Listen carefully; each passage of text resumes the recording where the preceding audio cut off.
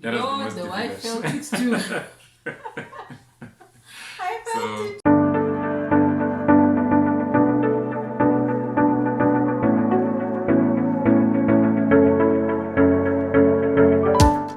What's up, everyone? Welcome back to my YouTube channel. My name is Rufaro and this is TK, my husband. Today today I just thought it important to invite TK to come over since I'm on this transition of wanting to become a business owner myself, a full-time boss babe. And I thought it would be awesome for him to come through and just share his experience with regards to running a business in this world that we live in. So today, TK is going to be giving us some entrepreneurial advice and motivation on how to start a business or run a business. I don't know. I'm just going to be asking him a couple of questions. So first things first, baby. Please tell us about yourself. the business that I'm into at present is a consulting business. So essentially our goal, or what we do, is that we provide business systems to small, medium, and large enterprises. And the system that we focus them mainly on is called Zoho, which is a suite of business applications with about 45 business applications, 45 plus business applications to run your entire business from end to end. What made you think, okay, fine, I'm quitting my job? I've always wanted to be in business. I think I realized that I wanted to run some form of business when I was still 17. It was actually a movie that led me to it. The movie was called The Kid with Bruce Willis, whereby he was an image consultant. Okay, I think I'm too young.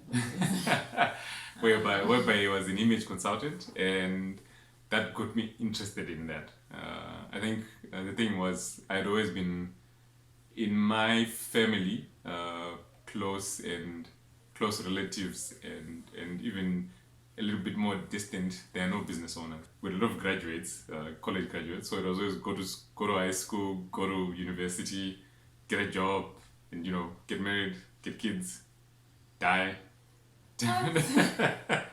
When you're old, of course. Okay. But when I saw this movie, it kind of changed my trajectory. And also, in the same breath, I watched this movie, my mother decided to start her own small business. Okay. It failed, however. It didn't last long. And a lot of the lessons that I learned from what she did wrong, I carry to this day. He left a job where he could have been climbing up 16 ladders within a short period of time because he was really excelling within that environment. I think I was, yes. Yeah, he was excelling in that environment, but he then decided to quit his job. So what was it like telling your wife that you're quitting your job?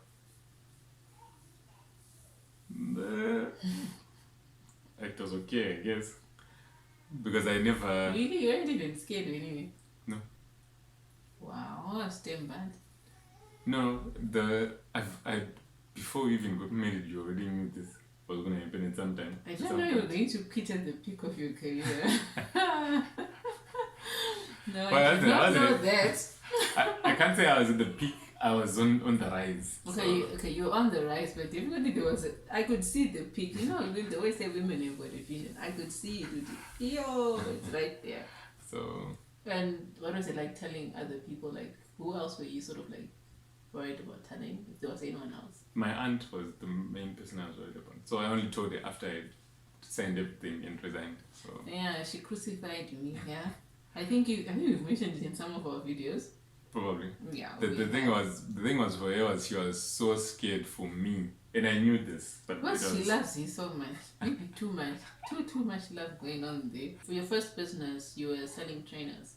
Yes. Why that particular business first? So I liked the aspiration aspect of all sportswear marketing. So I was drawn to that for a very long time. And now, what made you choose your second business? What made you choose this particular industry that you're in? Because it's a huge transition from selling trainers to software. Well, the thing is, maybe the software is what I should have started with.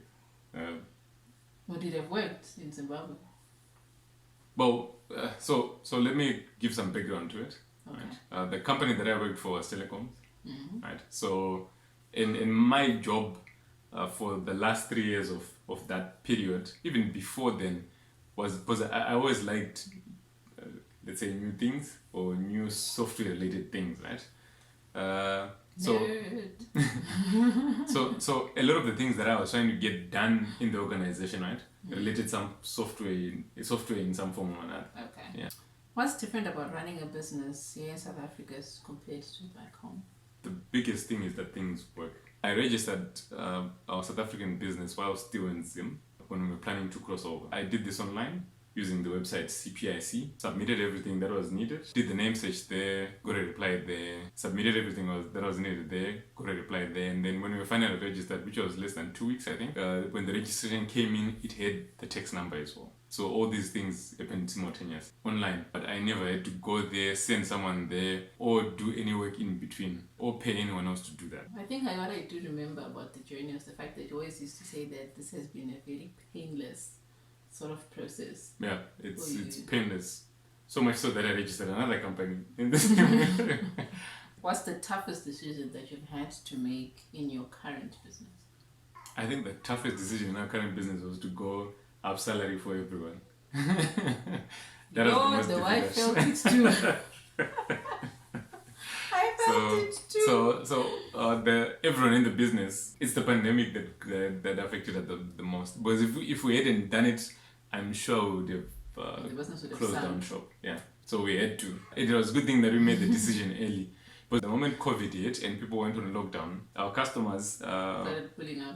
Yeah, pulling out using the force majeure clause in the contract. The good thing is what made us survive on this half salary in any case was the business wasn't really coming in, but because we hadn't misused funds that we had accumulated. I was not buying no makeup, no nothing, no jewelry, nothing.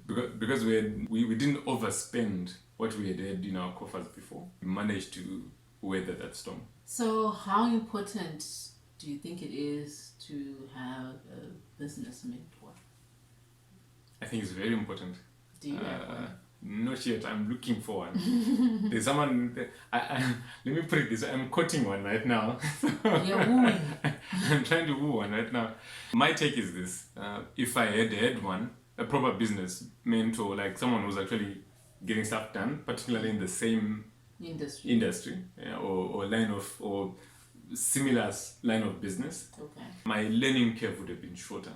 At the moment, my learning curve is we make 100 mistakes, we get one thing right, which is a painful process. But at the same time, we learn 100 ways not to do something. not to do something. So I feel that. yeah. So what skills have you had to learn?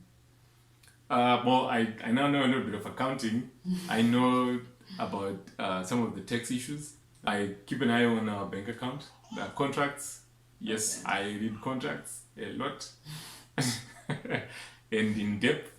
So you have to be open to learning new things and continuously All the sharpening time. your skills. And I know how to create social media or content. I know email marketing. I know how to make sales calls. So yeah. Okay. Name 3 books that you can recommend to someone who is thinking of starting their own business or running their own business full time in 2020 and beyond. I would recommend them for anyone, even for personal use. I think the first one is The 4 Disciplines of Execution. I read that book too. The next book that I would recommend is Deep Work. Then the last one would be Think and Grow Rich. I think would be one. But I think Think and Grow Rich. I think most people know Think and Grow Rich, right? Probably, yeah. Yeah. But it's a more rounded book that focuses on every aspect of your life. So yeah. Okay. What's the one thing that you would want anyone who is thinking of becoming a full-time business owner to know? That is hard. I always You sound so gloomy. You're so happy now. You sound so gloomy. No. The thing is, I relish the difficulty, right? I know you enjoy challenges. For Yeah, you, it's I like, enjoy the yes, we're going difficulties. to war. But people always have always said this, and people keep saying this to each other, right? You should be your own boss. You should I want to start be your a own boss business. babe. Yeah, In let's this day be and boss age, babes. in Yeah. this day and age, why don't you have a side hustle? Stuff like that, right? Before I even go to what happens, what I see, right? I'll just go to the States. They say 9 out of every 10 businesses fail within the first year. Yeah. So that's a 90% fail rate. Mm-hmm. Right? And then of that 1%, that 10% that survive, 90% of them will fail within the next 5 years. Okay. Right? So within the first 6 years, we've got a 99% fail rate of businesses. Right? That just tells you how difficult doing that is. Alright guys, so that was it from TK and myself. For me, I'm just someone who's really just starting out this whole process of trying to start my own business and making sure that it becomes a success. And I've been with TK through his ups and his downs. I've seen the business ideas that he started. Some he's pursued, some he hasn't. And I believe that there's a lot of wisdom in going to consult or sitting down and talking to people who've been through it before. And that's why I felt that it was important for us to have this discussion today. I don't know about you guys, but I actually learned quite a few things. I may live with him, but I am not involved in his business. Like literally there's no, what's this called? His business is his business. And for me, I think that works, and I like that boundary between us. So yeah guys, do share your feedback, do subscribe to the channel, do let us know what you think. Share your feedback in the comments below, hit the notification bell so that you don't miss out on anything new. And I guess yeah, that's it. Bye.